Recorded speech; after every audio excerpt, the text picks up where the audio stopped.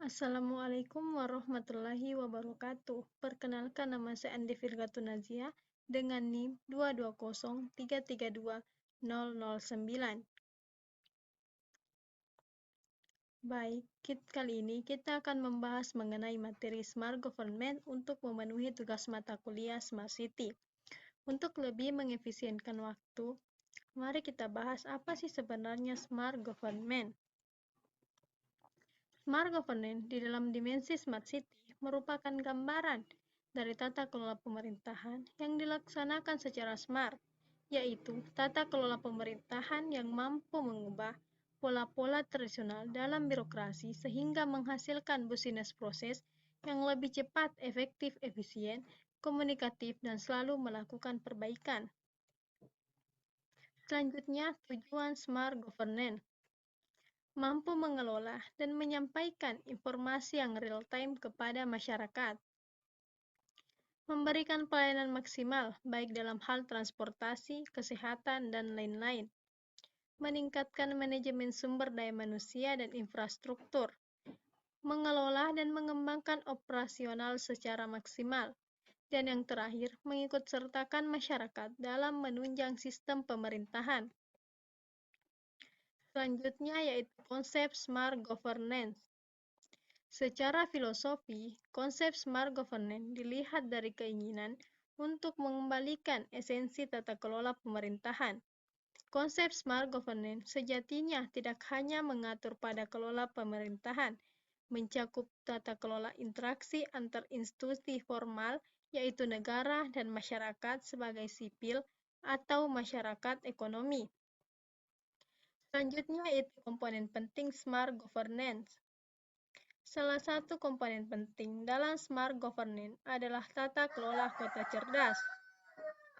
Itu pun terbagi menjadi 5. Yang pertama itu data terbuka, yang kedua yaitu call computing, yang ketiga yaitu tata kelola dan peningkatan kapasitas, yang keempat yaitu Internet of Things, dan yang terakhir itu electronic government.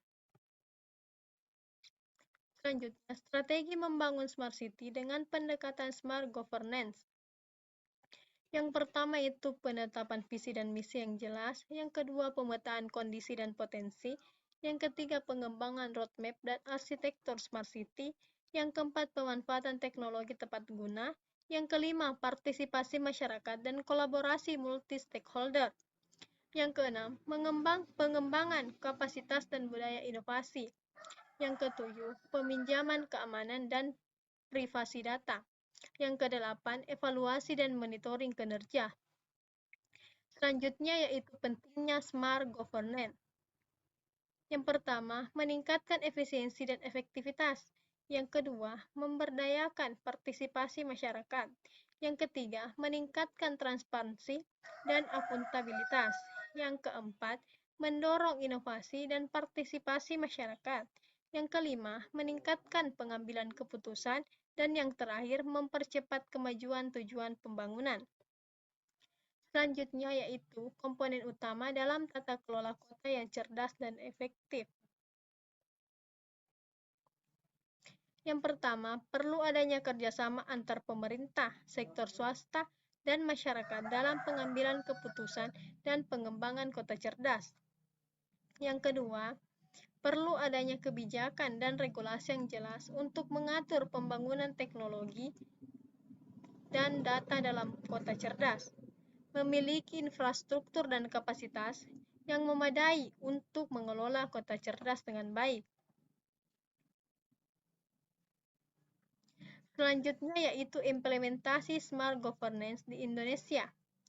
Progres implementasi Smart Governance di Indonesia masih diimplementasikan hanya di beberapa daerah yang sudah mendukung, baik itu dari segi dana dan infrastruktur. Dalam implementasi Smart Governance, infrastruktur menjadi kendala terpenting dalam penerapan Smart Governance. Dengan Indonesia yang begitu luas, maka tidak memungkinkan bahwa proses penerapan Smart Governance secara menyeluruh di Indonesia akan berlangsung cepat dan merata. Selanjutnya itu praktik terbaik untuk implementasi Smart Government di Indonesia. Yang pertama yaitu visi dan misi yang jelas, yang kedua yaitu kepemimpinan yang kuat, yang ketiga keterlibatan masyarakat, yang keempat pemanfaatan teknologi yang tepat, yang kelima pengembangan kapasitas sumber daya manusia, yang keenam kerjasama antar lembaga, yang ketujuh budaya inovasi, yang kedelapan monitoring dan evaluasi. Selanjutnya yaitu inovasi masa depan dalam tata kelola smart governance. Di masa depan, kita dapat mengharapkan bahwa tata kelola smart governance semakin penting dan menjadi pilar kinerja organisasi. Perkembangan teknologi seperti kecerdasan buatan, komputasi awan, dan Internet of Things akan terus mempengaruhi secara organisasi beroperasi dan memerlukan data kelola yang baik. Dengan memahami pentingnya tata kelola digital dan menerapkannya dengan baik, organisasi dapat memposisikan diri mereka di garis depan dalam era digital yang terus berkembang. Selanjutnya yaitu penerapan smart government.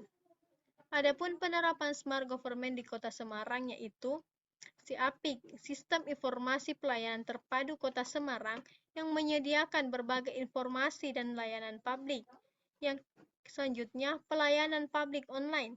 Semarang memiliki berbagai layanan publik berbasis online yang memudahkan masyarakat. Selanjutnya, Semarang Intelligent Transportation System. Sistem ini menggunakan teknologi untuk mengatur lalu lintas dan memberikan informasi kepada masyarakat secara real-time. Selanjutnya, penerapan smart government di Korea Selatan, yaitu Smart City. Kota-kota di Korea Selatan mengembangkan berbagai inisiatif Smart City seperti Seoul City Platform. Selanjutnya, e-government. Pemerintah Korea Selatan menyediakan berbagai layanan publik online yang mudah diakses. Yang terakhir yaitu Smart Healthcare. Sistem kesehatan di Korea Selatan memanfaatkan teknologi untuk meningkatkan layanan kesehatan. Selanjutnya yaitu pentingnya tata kelola dalam kota cerdas. Yang pertama yaitu pengoptimalan TIK, yang kedua efisiensi, yang ketiga kualitas layanan, yang keempat transparansi, yang kelima partisipasi, dan yang terakhir yaitu inklusivitas. Selanjutnya yang terakhir yaitu kesimpulan smart governance. Jadi, dengan kata lain, tata pemerintahan atau governance ini lebih menggambarkan pada pola hubungan yang baik antar setiap elemen yang ada seperti pemerintah, swasta, dan masyarakat dalam membangun integrasi. Banyak negara maju dengan smart governance yang baik dan bisa dijadikan contoh untuk menciptakan serta mendukung tercapainya smart city. Kepekaan masyarakat akan teknologi juga sangat penting untuk mendongkrak pertumbuhan pembangunan layanan untuk kepentingan masyarakat menjadi lebih baik. Baik, sekian itulah materi yang dapat saya sampaikan. Selanjutnya kita masuk pada sesi tanya jawab. Pertanyaan pertama dari saudara Misbahul Jannah dengan NIM 220332007. Pertanyaannya yaitu, apa saja komponen penting dalam penerapan smart governance? Jawabannya, beberapa komponen penting dalam penerapan smart government diantaranya. Yang pertama yaitu data terbuka atau open data. Data yang tersedia secara bebas dan mudah diakses oleh publik tanpa batasan atau wilayah. Yang kedua yaitu core computing, mendukung tata kelola kota cerdas, memegang peranan penting dalam mewujudkan pemerintahan yang efektif dan efisien. Yang ketiga, tata kelola dan peningkatan kapasitas. Konsep pengelolaan pemerintahan yang memanfaatkan teknologi informasi dan komunikasi atau TIK untuk meningkatkan kualitas pelayanan publik, efisiensi, dan efektivitas birokrasi serta partisipasi masyarakat. Yang keempat yaitu Internet of Things, jaringan perangkat fisik yang saling terhubung dan dapat mengumpulkan berbagai serta menganalisis data. Yang terakhir yaitu Electronic Governance, Pondasi awal dan bentuk dasar dari penerapan smart governance. E-governance berfokus pada pemanfaatan teknologi, informasi, dan komunikasi untuk delivering service atau pelayanan publik secara elektronik. Selanjutnya, pertanyaan dari Saudara Rizka dengan NIM 220332021. Pertanyaannya yaitu, mengapa pendekatan smart governance digunakan dalam strategi membangun smart city? Karena dalam pendekatan smart governance, banyak digunakan strategi membangun smart city karena beberapa alasan, diantaranya yang pertama, meningkatkan kualitas pelayanan publik.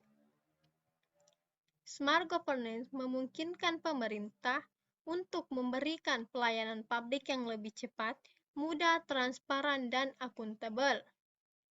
Yang kedua yaitu meningkatkan efisiensi dan efektivitas pemerintahan. Smart governance membantu pemerintah dalam mengoptimalkan penggunaan sumber daya dan meningkatkan kinerja birokrasi. Yang ketiga itu mendorong inovasi dan kreativitas. Smart governance menciptakan lingkungan yang kondusif bagi inovasi dan kreativitas dalam sektor publik dan swasta. Selanjutnya pertanyaan dari Nur Atika Suri dengan NIM 220332035. Pertanyaannya, bagaimana inovasi masa depan smart governance? Smart governance diyakini akan terus berkembang dengan munculnya teknologi baru seperti blockchain dan quantum computing. Teknologi ini dapat meningkatkan keamanan data, transparansi, dan efisiensi dalam pemerintahan. Selain itu, konsep smart governance diharapkan dapat berkembang menjadi lebih partisipatif dan inklusif dengan keterlibatan masyarakat aktif. Smart governance dapat memberikan manfaat yang lebih besar bagi seluruh warga negara. Pertanyaan selanjutnya dari Saudara Yusmianti dengan NIM 220332027. Pertanyaannya, bagaimana menjamin keterlibatan semua lapisan masyarakat dalam smart governance? Keterlibatan semua lapisan masyarakat penting untuk menjaga akuntabilitas dan efektivitas smart governance. Beberapa langkah yang dapat dilakukan. Yang pertama, mengembangkan platform komunikasi dua arah, memanfaatkan media sosial, aplikasi mobile, dan website untuk jejaring aspirasi dan keluhan masyarakat. Yang kedua yaitu menyelenggarakan kegiatan sosialisasi dan pelatihan literasi digital, meningkatkan kesadaran dan kemampuan masyarakat dalam menggunakan teknologi partisipasi publik. Yang ketiga, memastikan akses yang setara terhadap teknologi, mengelola kesenjangan digital dengan menyediakan fasilitas dan program khusus bagi masyarakat yang kurang melek akan teknologi. Pertanyaan terakhir dari Saudara Kurnia dengan NIM 220333218. Pertanyaannya, bagaimana cara mengimplementasikan smart governance di Indonesia? Yang pertama, membangun komitmen dan visi yang jelas, seperti meningkatkan kesadaran dan pemahaman publik masyarakat. Perlu diberikan pemahaman tentang manfaat dan tujuan smart governance agar terlibat aktif dalam proses pengimplementasiannya.